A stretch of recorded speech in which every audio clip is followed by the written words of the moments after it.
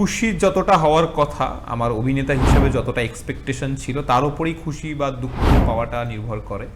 তো যে এক্সপেকটেশনটা আমার ছিল, সেই এক্সপেকটেশনটা যে ফুলফিল হয়েছে আমি বলবো না, কারণ আমি বাংলা ইন্ডাস্ট্রিতে শিফট করার সিদ্ধান্ত নিয়েছিলাম মন্দারের পর।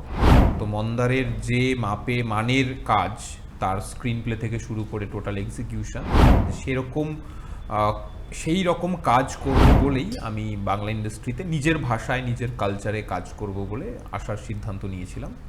কিন্তু সেইটা কোনোভাবে মন্দারের মতন বা ওই লেভেলের কাজ বা সেরকম যত্ন নিয়ে বানানো কাজ খুব কম পেয়েছি। সেই ক্যাটাগরি তুমি এখনো সেই কাজ মানে পাওনি, সেই স্কোপ আমি এখনো পর্যন্ত সেই ধরনের চরিত্র, যে চরিত্র এই ধরনের জাস্টিফাই করতে পারবে না, হ্যাঁ, এই শেডসগুলোকে এক্সপ্লোর করবে, যে ধরনের চরিত্র বা যে ধরনের গল্প বা স্ক্রিন প্লে, সেই রকম চরিত্র বা গল্প আমি এখনো পর্যন্ত পাইনি। তার অপেক্ষায় এখনো পর্যন্ত আছি।